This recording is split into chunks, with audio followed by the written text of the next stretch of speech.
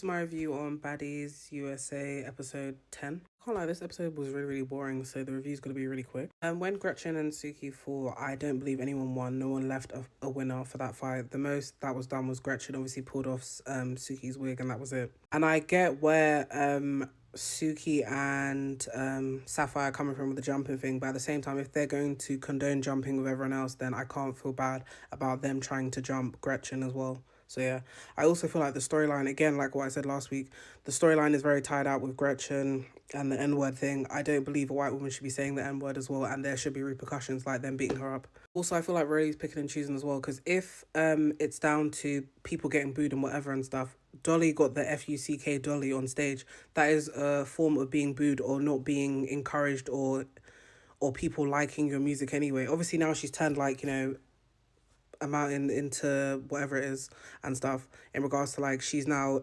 making a new song featuring them insulting her in the background, but really and truly she should not be performing as well. So I feel like if it's all the same thing in regards to like everyone's having the same standard, Dolly shouldn't be performing. If that was what they were saying with Big Lex performing, I even forgot about performers because she is not a rapper in my opinion. A lot of them aren't rappers, but cool, or good ones anyway. Lex shouldn't be performing, Gretchen shouldn't be performing. Tavy doesn't even have a song, so she can just continue being the hype woman for everyone. Summer shouldn't be performing either. Like, it should be an all-round, like, nobody should be performing. So, obviously, I get where Summer's coming from. And Mariah Lynn also has no storyline as well, so I feel like the only thing she's able to do is just literally go at Summer, because why did you need another round with Summer? You already had multiple rounds beforehand at the previous not auditions, the previous rehearsal, and then also when you first saw her at the first meet up there as well. So how many more rounds do you need to go? And you're still losing every single round. So what is the point? Like, I don't understand what you need out of this. So why is Mariah in the scene with Tommy as well when it should have just been Rolly, Tommy, and Biggie? And then also, again, a lot of people don't have storylines. Anna doesn't have a storyline. Tasiki's storyline went home, which was Krishawn. And then we got Mariah in the background. What are you doing there exactly? You're trying to provide emotional support for Biggie, but you said nothing there within the time you were in the kitchen. You were just laughing in the background and ignoring the whole situation and then adding your 2 pence here and there. You should have never been in the scene. And this is what I mean. They wasted so much money on useless talent. Anna hasn't had a storyline in a minute.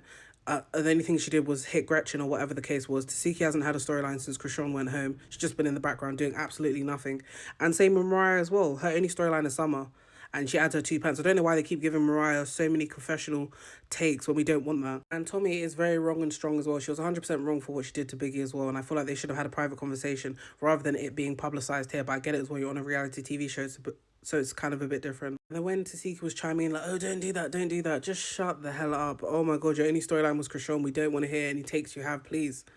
And also as well, Biggie could have asked for a fair one, but at the same time, you could say Tommy didn't ask for a fair one when she snuck Biggie or whatever she did to Biggie the other time. So it's, but I feel like if they are to get one round and Biggie's going to lose, she's not a fighter. I feel like all this time that she's been on Baddies, she could have at least taken maybe a boxing lesson or two just to defend herself. She never does that. So when she does get beaten up or people, whatever, the sympathy is capped at a certain percentage, especially when you don't want to put measures in place to protect yourself in regards to like going on these type of shows. What got me was Tavy. I saw her eye when obviously Biggie came in, her wig was kind of off, and I'm like, Lex did her so dirty. Did you see that black eye? Her eyes closed. I do agree that Tommy does owe Biggie a private conversation, but at the same time, I feel like Biggie wasn't honest with her other friends as well about her still communicating with Tommy. She's acting like she went cold turkey on Tommy and did no contact, but Tommy's pulling up the messages now showing that, yeah, Biggie is still talking to me, and this is what she's saying, whatever, because she's reaching out. So I don't know what's going on there.